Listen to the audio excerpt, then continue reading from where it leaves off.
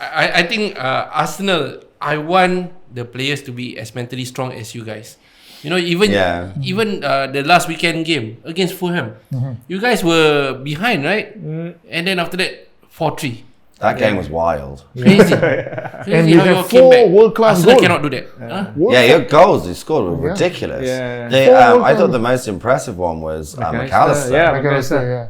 I thought I was convinced because we were running over from the watching the Villa game. I was convinced that the first replay I saw from behind the goal that it was deflected, but it wasn't. It was the bend of the ball was just amazing. And because of that, I have to unleash my Nike kit today. Yeah, as promised. Because he don't like Nike. I've so never much. worn Nike. I don't like Nike. I can Better say than Castro, I'll tell you that. But why you don't like Nike? So now you won. He won. He has to wear. Yeah, it's a wager. He had a wager. So because yesterday is because of yesterday's game.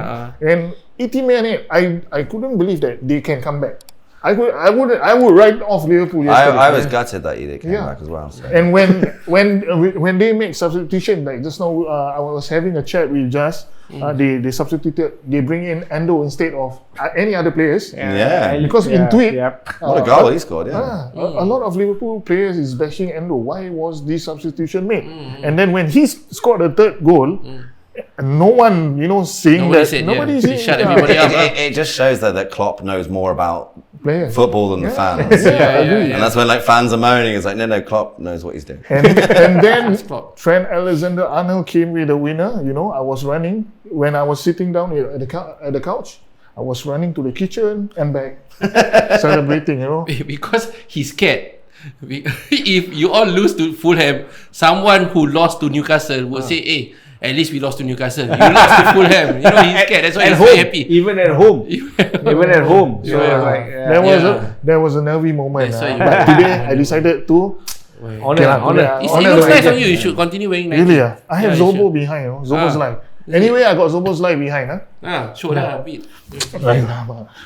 Number 8. Number 8. Steven Gerrard. I'd like to try and spell that. I can't even pronounce it. I can spell the first 2 letters. Although I would say, what a player. I mean, one you got to give credit to Klopp is that you had this midfield that served you for so long, and then it basically kind of broke up, through age and stuff like that. And then last season, was basically kind of a write-off season, right? And then this season, he's rebuilt that midfield to such an incredible extent, and you'd think, is it going to take time to bed in? No, just hit the ground running. It's fantastic. I have to compliment Klopp on that as well. That transition of replacing old players and players going out. Right, he's doing a good job. He's doing a good job and being top.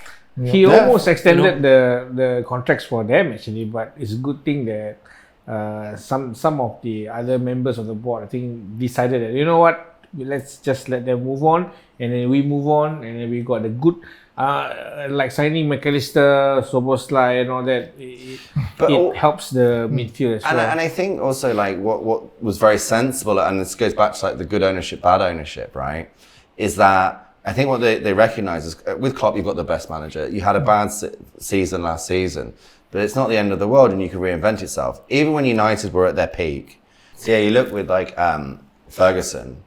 He was constantly having to reinvent those teams, and United wouldn't have maybe such a drop off, but they would have a bit of a drop off, and Arsenal win the league or Chelsea win the league, and so the teams kind of they go through cycles, and even with City as well. Pep has gone through cycles. He does that more frequently than any other managers. Pep evolves incredibly frequently, but most natural teams go through cycles. Villa are arguably on an upward trajectory at the moment. Liverpool, have had their dip, and now they're back on an upward trajectory. And I think it's very indicative of smart, responsible club ownership of what happened last season.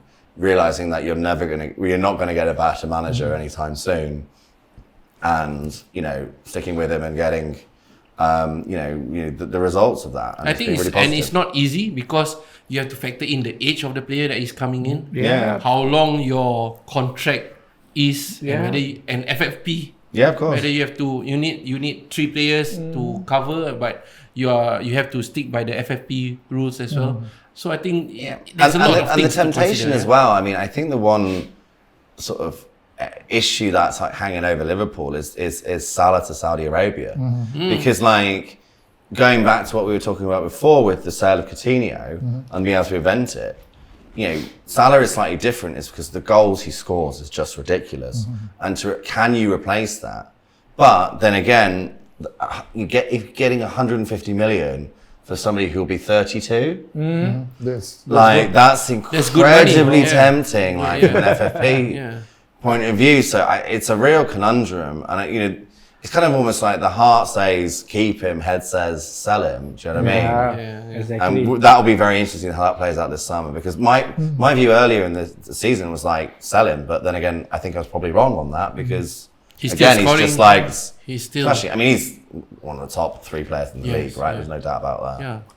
I read somewhere, I think in tweet or Facebook, if I'm not wrong, they were this news, right, to sell Salah in order for us to get Mbappe. I think I don't know. I don't think you can afford but Mbappe. I don't think that's gonna happen. It's not gonna happen. Mbappe will go Saudi lah. Mbappe's going to Real Madrid.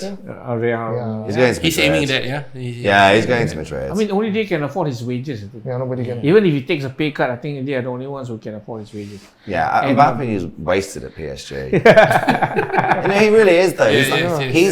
He is probably the most talented player in the world. He's not the best player in the world at the moment.